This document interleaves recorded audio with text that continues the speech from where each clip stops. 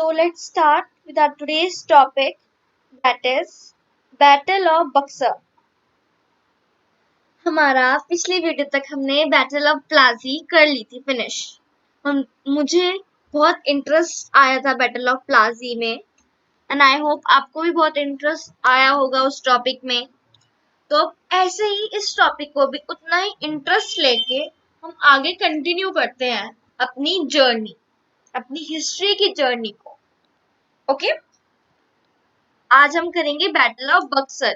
पहले हम ये भी करेंगे बैटल ऑफ बक्सर शुरू होने से पहले कि क्योंकि मैं आपको एक स्टोरी की तरह फ्लो में पढ़ा रही हूँ, तो हमने बैटल ऑफ प्लाजी हमारी हो गई थी, हमें ये पता चल गया था कि कौन जीता, कंपनी जीती थी। और हमें ये भी पता चल गया था कि सिराजुद्दौला हमारे नवाब ऑफ बंगाल क्यों हारे थे उस बैटल में, मीर जफर की वजह से, क्योंकि उन्होंने उसको सिराजुद्दौला को धोखा दिया था। इस वजह से सिराजुद्दौला हारे थे, मीर जफर ने सिराजुद्दौला को धोखा दिया था। यहाँ तक हमने पिछली वीडियो तक कर लिया था।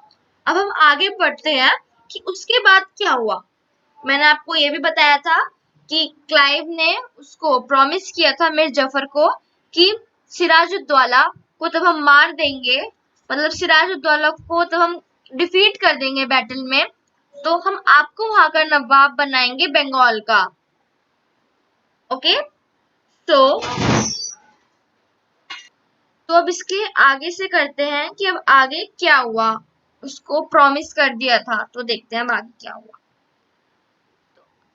तो क्या हुआ था कि सिराजुद्दौला ये सब हमने कर लिया कि assassinated and Mir Jafar was made the nawab. तो उन्होंने प्रॉमिस किया था, तो आप देख सकते हैं कि मीर जफर को फिर नवाब भी बनाया गया था।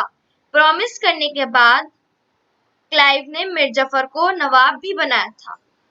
ये रीजन नहीं है कि उनका ये था कि हमने प्रॉमिस किया था, हम अपने जुबान के बहुत पक्के हैं, हमने प्रॉमिस किया था मीर जफर को कि अगर तुम हमारी हेल्प करोगे तो हम तुमको नवाब बनाएंगे। ऐसा कुछ नहीं है, वो खुद नवाब नहीं बनना चाहते थे, कंपनी।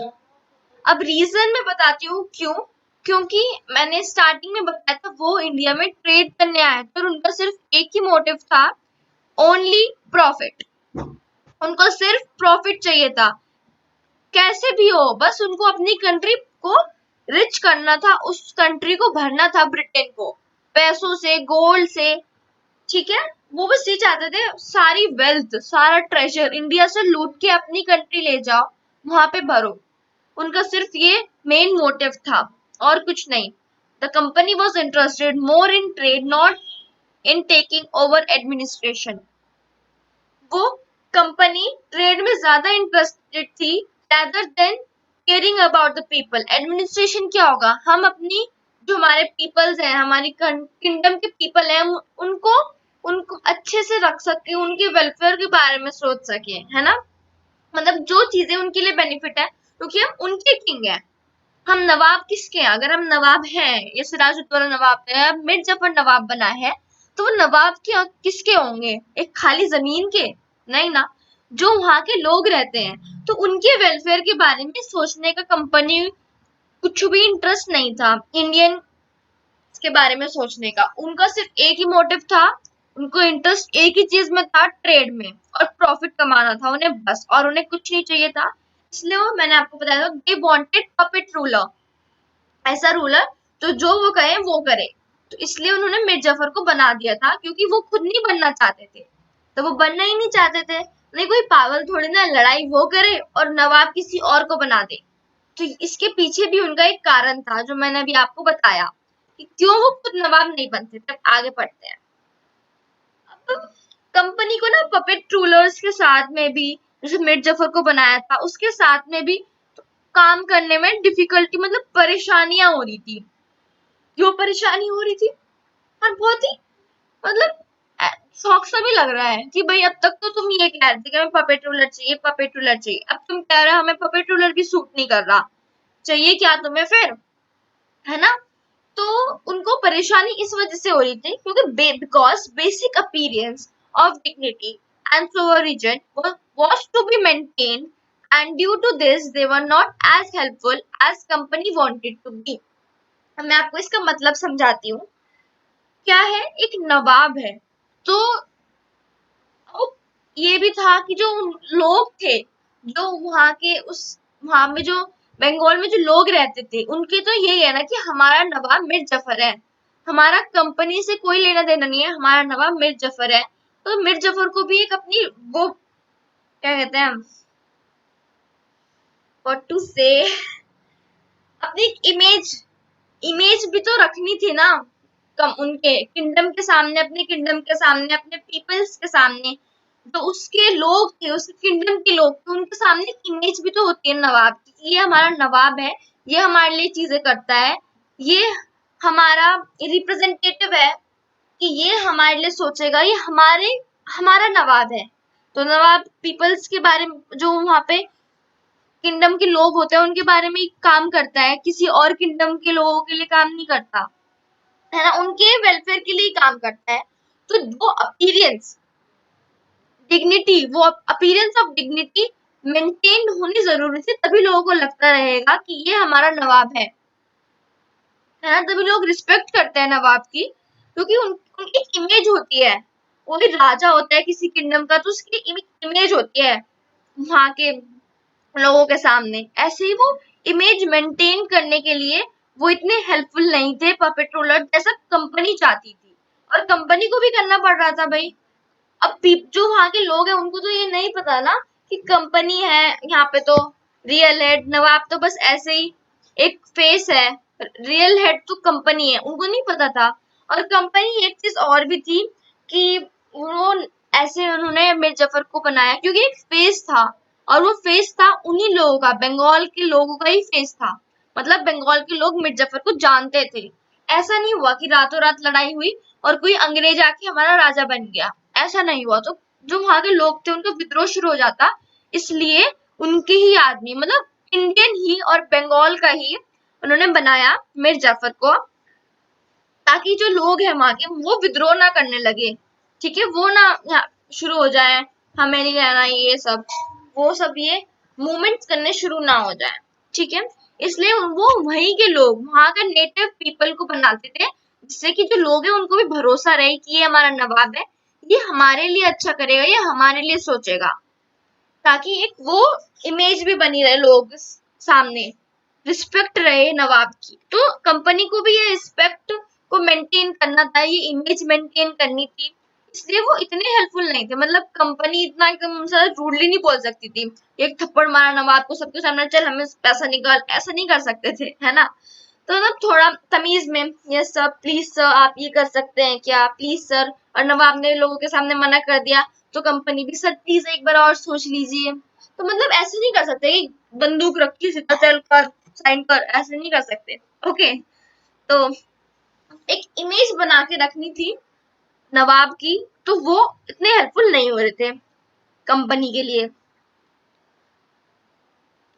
और क्या हुआ, Mir Jafar at time he protest for his subjects, subjects किस, क्या उसकी इंग्लिश हिंदी मैथ्स ये सब सब्जेक्ट्स, हाँ, नो, सब्जेक्ट्स उसके लोग, जो उस किंगडम के लोग, उसके लिए उन्होंने प्रोटेस्ट किया, क्योंकि कंपनी, मतलब देखो मैंने बताया रियल हेड कंपनी थी, तो कंपनी मीर जफर अपने हिसाब से कुछ नहीं कर सकता था, उसको कंपनी के पास ही जाना पड़ता था, क्योंकि कंपनी ने ही उसे नवाब बनाया था, उसने तो अपने राजा को बल्कि धोखा दे दिया था, तो कंपनी ने ही उसको राजा बनाया था, है ना, तो उसको कंपनी की बात सुननी पड़ती, तो इसलिए वो नहीं कर सकता था बिना अब कंपनी के मर्जी के, और कंपनी को कोई इंटरेस्ट नहीं था लोगों के लिए, लोगों के वेलफेयर में कोई इंटरेस्ट नहीं था उन्हें, तो इसलिए Mir Zafar protest for his subjects, उसने प्रोटेस्ट किया अपने लोगों के लिए, अपने बंगाल के लोगों के लिए, and company disposed him and installed Mir Qasim,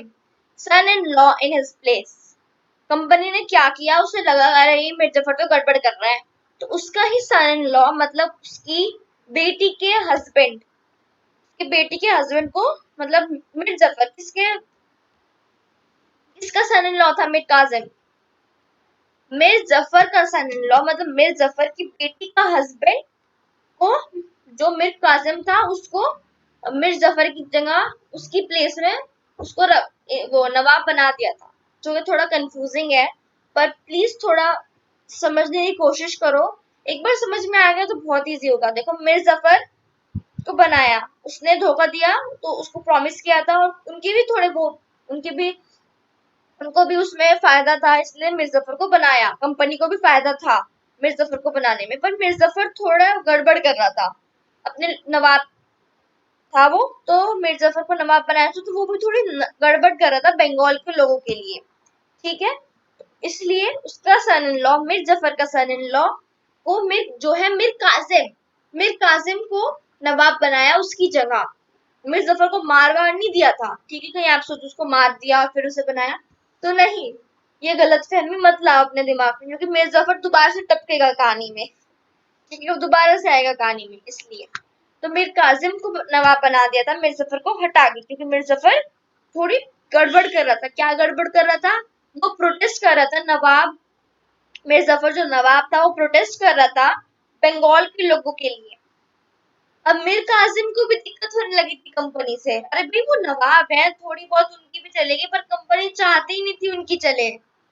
वो चाहती नहीं थी, वो चाहती थी सिर्फ हमारी चले, हमारी चले, हमें प्रॉफिट मिलता रहे, सारा जितना भी खजाना है ना बंगाल का वो सब हमारी कंट्री में सीधा सीधा इंडियंस हमें दे दे और हम ले जाएं, ये था। पर थोड़े तो नवाब है भाई, उन्हें लोगों के लोग उनके पास परेशानी लेके आते हैं अपनी, कि नवाब जी हमें ये दिक्कत है, या सर हमें ये, सर तो नहीं बोलते, राजा जी हमें ये दिक्कत है, तो उनके पास, वो नवाब के पास, जो मीर कासिम नवाब बना था उसके पास ही लेके आते ना अपनी परेशानी।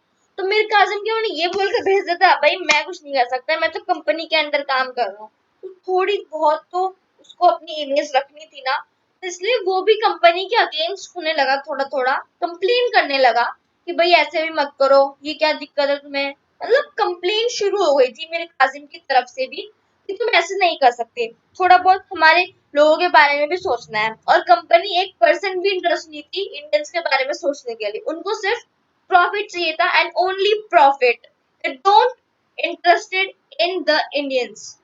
ठीक है, मैं बार बार बता रही हूँ, उनको सिर्फ और सिर्फ प्रॉफिट से मतलब था, उन्हें मतलब नहीं था क्या हमारे लोग भूख की मर्जी से मर रहे हैं, या उन्हें घर नहीं है रहने को, वो धूप में तड़प तड़प के मर रहे हैं, सर्दी में मर रहे हैं, या कैसे भी मर रहे हैं, भूख से मर रहे हैं, they are not interested at all, they are only interested in the profit. उनको सिर्फ और सिर्फ प्रॉफिट चाहिए था, और अपनी कंट्री में वो सारा ट्रेजर इंडिया का भरना था वहां पे। Okay, and now what happens, तो मीर कासिम की कंप्लेन करने लगा, उसको भी दिक्कत हो, so this result in the battle of Buxar. अब मीर कासिम कंप्लेन कर रहा था, तो सीधा सा कंप्लेन नहीं करता रहा, उसने अपना स्टैंड लिया और कंपनी के साथ बैटल कर दी, उनके साथ लड़ाई हो गई उसकी। ठीक है, and they both fought in 1764. The Battle of Buxar was fought in 1764. Battle of Buxar कब हुई थी? In 1764. ओके, तो अब हम बैटल ऑफ बक्सर के बारे में पढ़ते हैं। तो मीर कासिम भी डिफीट हो गए थे। देखो, जो भी कंपनी से लड़ रहा है डिफीट हो रहा है, वो तो जीत जाता सिराजुद्दौला वाला, वो तो मीर जफर था, हरा दिया मीर कासिम को भी। Okay, so Mir Qasim was defeated in the Battle of Buxar in 1764, and again Mir Jafar was reinstalled as a Nawab. मैंने आपको बताया था ना कि ये फिर से आएगा, ये टपकेगा कहानी में। तो मीर कासिम ने भी लड़ाई करी उनके साथ, उनके साथ बैटल हुई, कंपनी के साथ भी, मीर कासिम की भी। और कब हुई थी? 1764 में। उस बैटल को क्या नाम दिया है? Battle of Buxar.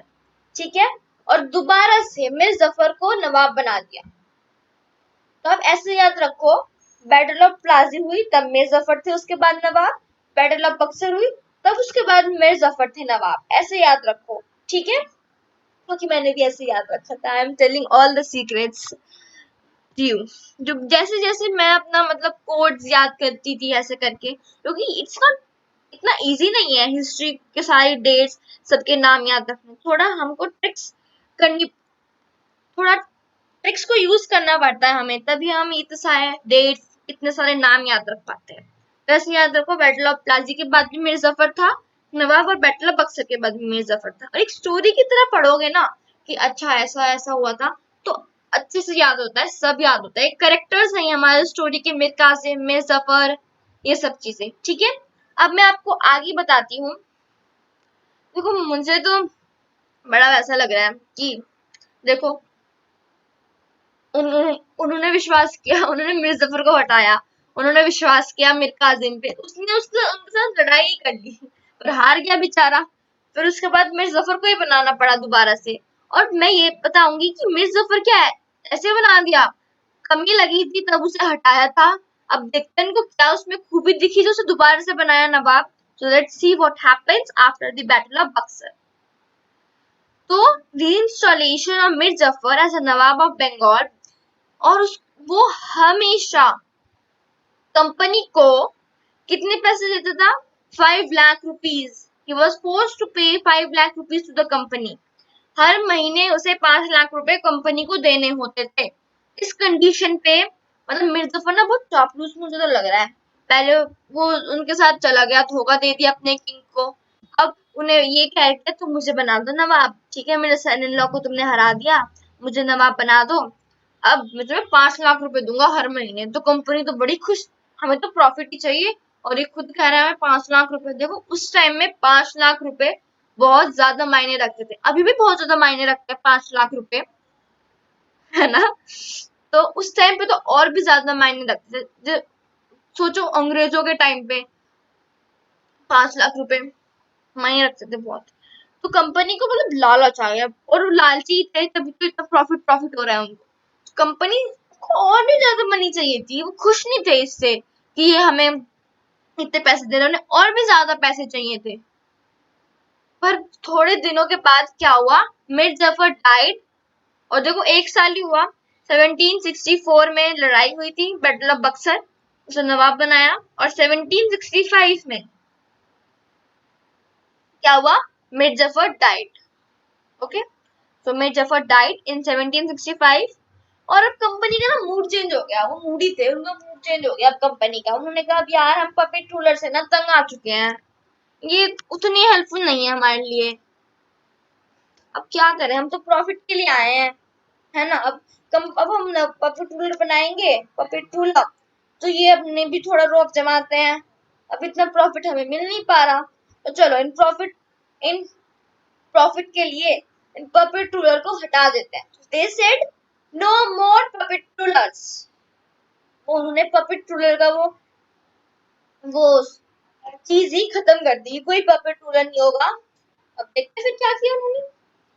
Clive declared, Clive क्या, रॉबर्ट क्लाइव, जिसने बैटल ऑफ प्लाजी का कमांड ली थी, ठीक है, बैटल ऑफ प्लाजी की कमांड ली थी। Clive declared we must indeed became the nawab ourselves.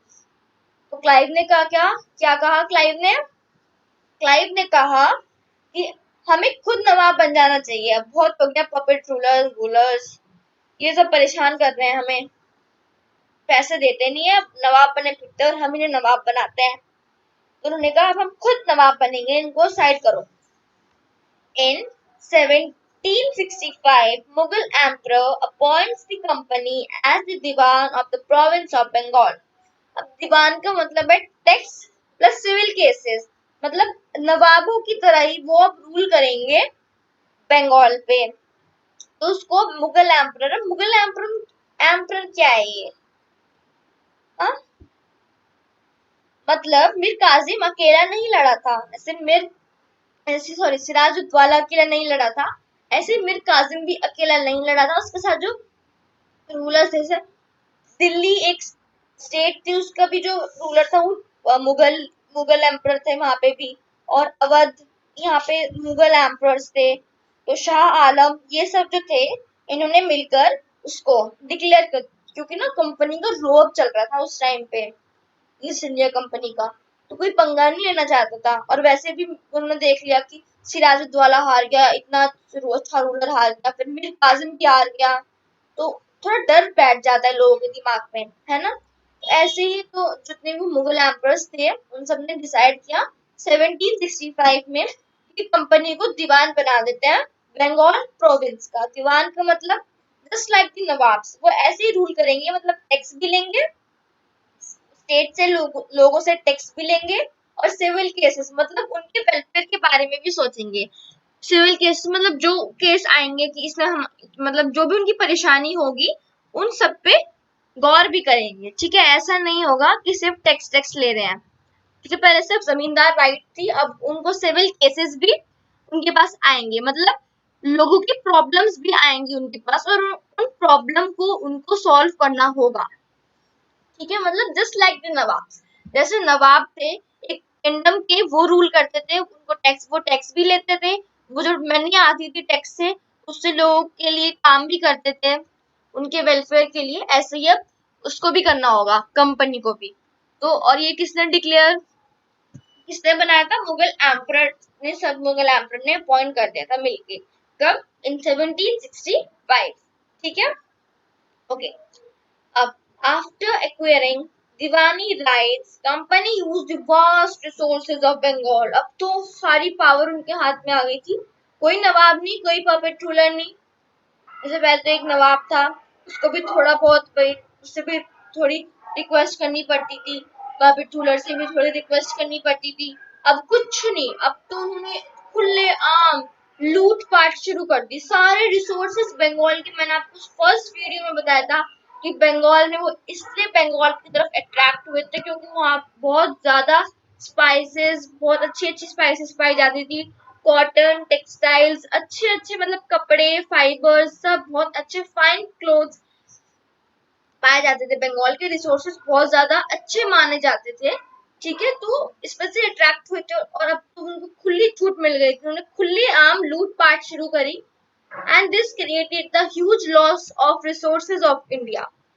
जो उनके पास से दीवानी राइट आई थी, इससे बहुत लॉस हुआ था इंडिया को, कि वो सारा सामान, जितने भी रिसोर्सेस थे बंगाल के, सारे अपने कंट्री में ले गए थे। मैं आपको शो करती हूँ कैसी हालात थी। Before the battle of Plassey and Diwani rights, मतलब प्लाजी बैटल के पहले और दीवानी राइट्स मिलने के पहले भी ये हालत थी। मतलब प्लाजी के बाद भी थोड़ा बहुत ठीक था, पर दीवानी राइट्स मिलने के बाद तो हालत ही खराब हो गई थी। पहले क्या होता था, इन इंडिया से इंडियन गुड्स ले जाए जाते थे ब्रिटेन, ब्रिटेन से उसकी, क्योंकि हमारे कंट्री से सामान जा रहा है तो उसके बदले में कुछ तो आएगा ना, फ्री में थोड़ी ना दे रहे हैं उन्हें। तो वहां से गोल्ड और सिल्वर आता था। पर फिर बाद में क्या होने लगा, इंडियन गुड्स भी और यहाँ से बंगाल से गोल्ड और सिल्वर भी सारा ब्रिटेन में भरे जा रहे हैं, उनका उनका ट्रेजर भरे जा रहे हैं, और वो बड़े खुश, वाओ हम तो अमीर पे अमीर हो जा रहे हैं, और इंडिया गरीब गरीब हो जाता। वो सोने की चिड़िया अब धीरे धीरे गरीब होने लगी थी। ठीक है, ओके। जो सोने की चिड़िया कही जाती थी ना इंडिया को, वो बहुत गोल था, इस वजह से कहा जाता था। पर अब धीरे धीरे जो उनके पास दीवानी राइट्स आ गई थी कंपनी के पास, उसके बाद बहुत ज्यादा लॉस हुआ, और सारा जितना भी गोल्ड, जितने भी जो भी सामान थे, जो भी रिसोर्सेस थे, वो सारे इंडिया से ब्रिटेन की तरफ जाने लगे। मतलब बहुत ज्यादा लॉस हुआ था, बार बार बता रही हूँ, बहुत ज्यादा लॉस हुआ था, कि मैं अभी ऐसे बता नहीं सकती काउंट करके कि इतने लाख या इतने करोड़ या इतने dollar, not like that, okay. बहुत ज्यादा लॉस हुआ था। तो now the revenue from the India was used to finance company expenses। अब देखो इसका क्या हो रहा था, अब तो खुली छूट मिल गई थी, उन्हें कोई रोक टोक नहीं थी कि तुम इतना ही ले सकते हो, या तुम हम इससे ज्यादा हम तुम्हें नहीं देंगे और तुम्हें टैक्स पे करना है, सब कुछ नहीं। और वो क्या अपनी कंपनी के फाइनेंस में, पहले तो उनका पैसा लगता था, वो वहां से आ रहे हैं, यहाँ से सामान जा रहा है, उसका उनका पैसा लगता था। और जो यहाँ पे उनके लोग रह रहे हैं वो फ्री में खाना वाना खाते थे ना, वो भी उनके रहने का खाने का भी, जो उनकी आर्मी थी उसका भी, सारे फाइनेंस इंडिया के जो पैसे थे उससे कंपनी करने लगी। वो इंडिया के पैसे इन सब कामों में यूज होने लगे, और वो अपना आराम से सब कुछ इंडिया के पैसों से हो रहा था। उनकी ट्रेड, उनकी ट्रूप्स, मतलब जो उनकी आर्मी वगैरह थी उनकी देख रेख, उन जो उनके महल बन रहे थे, उनके जो फोर्ट्स बन रहे थे, सब कुछ इंडिया के पैसों से हो रहा था। और उनके पैसे कहीं यूज नहीं होते, यहाँ भी वो हमारा पैसा यूज करते थे, और जो प्रॉफिट होता था उनको, वो थोड़ा, बाकी का सारा वो ब्रिटेन ले जाते थे, और कुछ यहाँ पे अपने इन सब कामों में यूज करते थे। उनके फोर्ट्स बनाने, उनकी आर्मी की देख रेख, जो उनके ट्रेड में पैसे लग रहे हैं आना जाने में, है ना। शिप में आते तो शिप में पैसा भी तो लगता है ना आने जाने में, तो वो सारी चीजें अब इंडिया के पैसों से ही हो रही थी। उनका एक रुपया भी नहीं लग रहा था, एक पैसा नहीं लग रहा था उनका। अब वो बहुत खुश थे, हमें तो प्रॉफिट पे प्रॉफिट हो रहा है, अब हमें कोई दिक्कत नहीं है। They were very happy now, but we are not happy, right. तो इसी के साथ हमारा ये मतलब ये टॉपिक कंप्लीट होता है। हम नेक्स्ट टॉपिक नेक्स्ट वीडियो में करेंगे। और बताना आपको कैसा लगा ये जान के। मुझे तो बहुत दुख हुआ था, मैंने चैप्टर पहली बार पढ़ा था। कैसा हुआ हमारी कंट्री के साथ। आप भी अपने फीलिंग्स शेयर करना नीचे कमेंट सेक्शन में जरूर बताना। और हाँ, अपने फ्रेंड्स के साथ भी शेयर करना, उनको उनके साथ भी शेयर करना, उन्हें भी पता चले क्या हुआ था, उनकी उनकी राय जानना, उनकी फीलिंग्स जानना, शेयर करना अपने फ्रेंड्स के साथ ये अपनी फीलिंग्स। और अपनी फैमिली में शेयर करो। Okay, bye.